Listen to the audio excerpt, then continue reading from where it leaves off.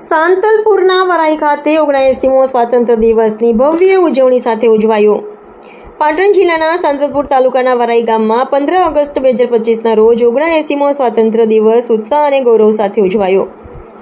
મુખ્ય અતિથિ તરીકે પાટણ જિલ્લા કલેક્ટર શ્રી તુષાર ભટ્ટ ઉપસ્થિત રહ્યા હતા, જેઓએ ધ્વજવંદન કરી રાષ્ટ્રીય ગાન સાથે કાર્યક્રમનો પ્રારંભ કર્યો. આ પ્રસંગે સરકારી સેવા ક્ષેત્રે શ્રેષ્ઠ કામગીરી કરનાર અધિકારીઓ તથા કર્મચારીઓને સન્માનિત કરવામાં આવ્યા.